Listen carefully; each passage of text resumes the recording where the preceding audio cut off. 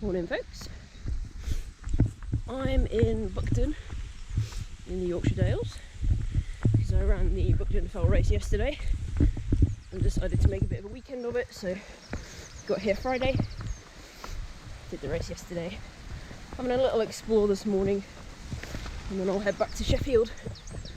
So this video is going to be a bit of an update on, oh dear, this is not a style.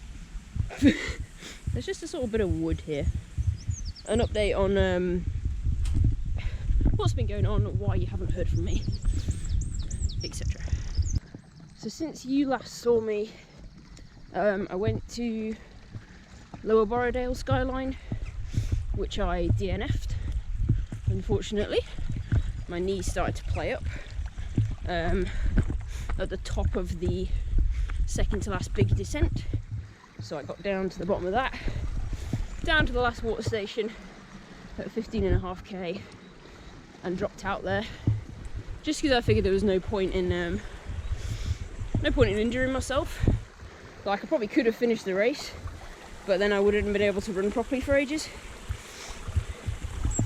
so I just dropped out there before I actually injured myself. And I've been able to maintain my normal training schedule. You haven't really heard from me because I've just been having quite a good time of running. I haven't really felt like I wanted to film anything. That's it really. That's all there is to it. I did try and film a run last week, but then I just didn't want to edit it. Did not have the mental energy to edit it, so I'm filming this without really knowing if it's going to get edited or put on YouTube, because I'm just not really enjoying the editing process at all at the minute,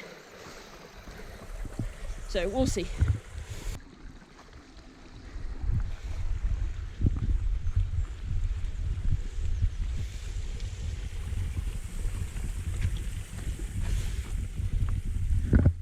Alright, Buckden Pike yesterday. It's an AS category fell race, which if you're not aware of fell racing categorisation, A just means that there's more than a certain amount of elevation gain per kilometre, so A is like the highest amount of elevation gain per kilometre category. B is the middle one. C is like essentially a flat fell race. You know, not flat, but flat in comparison to like what you're used to running on fells. So it's a really high elevation gain race, but it's a short race. So it's 6 kilometres, a little bit more than 6 kilometres.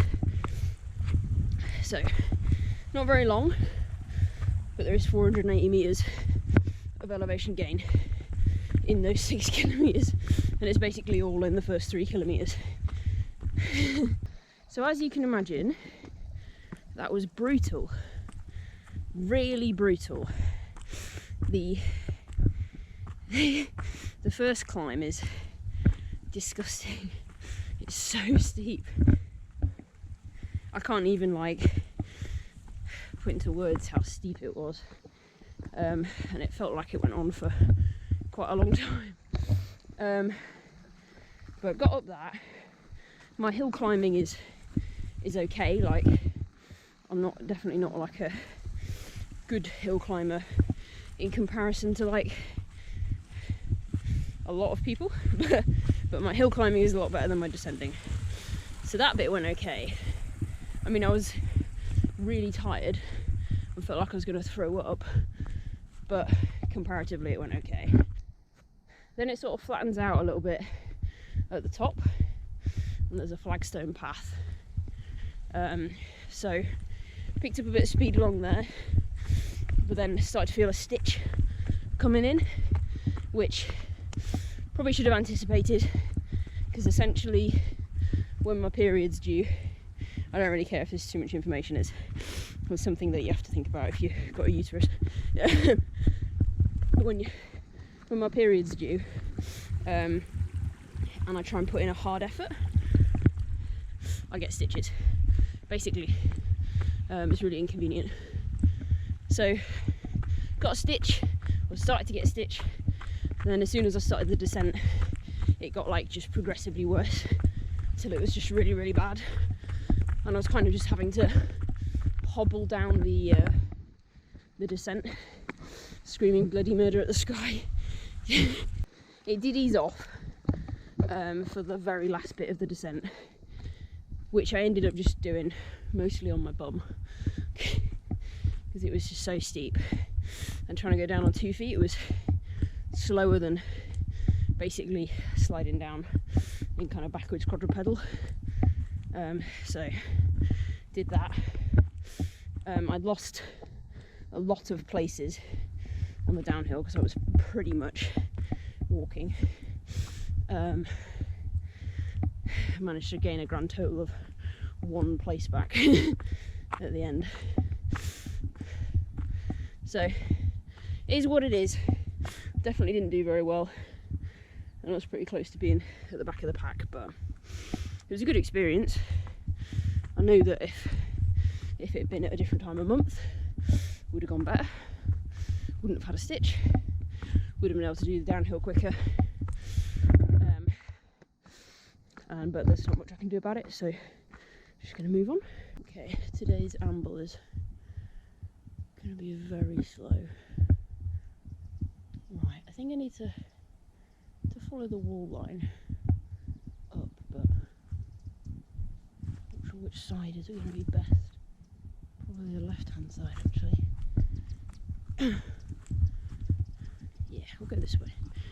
Mostly hiking because it's fairly steep, and after yesterday my legs don't really have a lot of energy in them.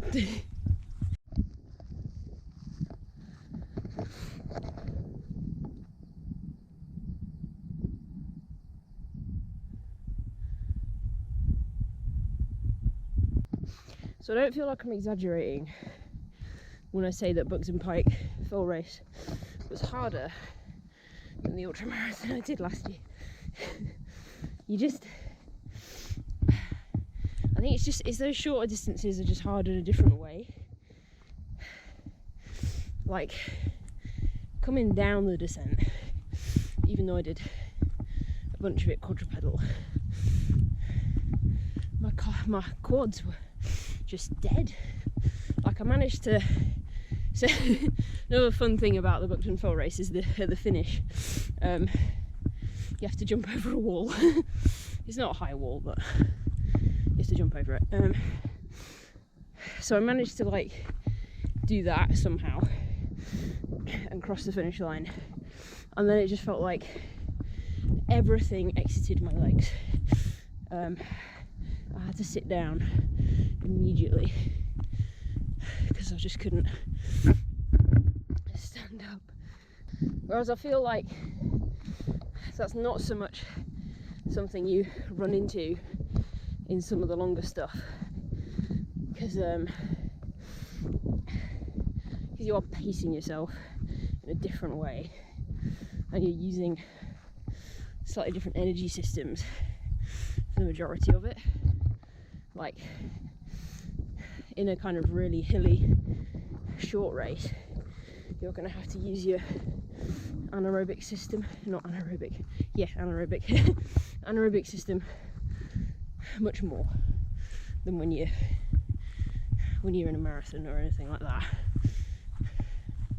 So when you cross the finish line in a shorter race, you've probably depleted those like immediate energy reserves that you tap into when you put in like a hard effort. So you just get that like sudden feeling of, actually I can't stand up anymore. Obviously you can get that with a marathon if you really, really push it. But I think it's something I've definitely experienced more in like 5Ks than when I used to do cross country back in school. Like the number of times I vomited on the finish line of races in my teenage years was ridiculous, really. Okay, so it's taken me 40 minutes to cover 2.3 kilometres. I mean, I've been walking most of it, so I figured I just don't have any uphill energy today, but I wanted to come for a little explore. And then I've got a nice, like, most of the route is downhill, so that'll be nice. And I'll get back to the campsite and cook some breakfast up.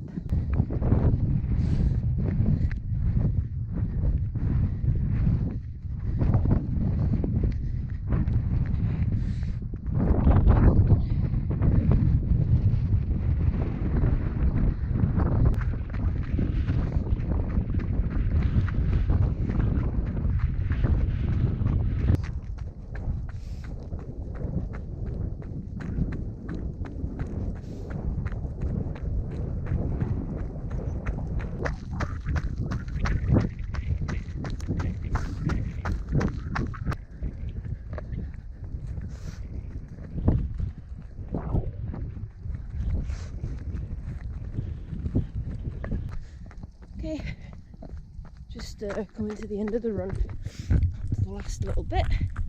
It's been a nice little explore. It's taken me way longer than it should have to cover 6 kilometres, but yeah, just hiked that first sort of 3 kilometres really. My legs were not giving me anything, but it's been really nice, which is the main thing. Okay, so I'm going to sign off here. That's the update on what's been going on. I don't really know what I'm going to be uploading in the near future because I'm just, I don't know, trying to get consistent again and enjoy my running rather than feel like I have to film everything. So you may or may not see a video from me soon. Okay, catch you next time. Bye.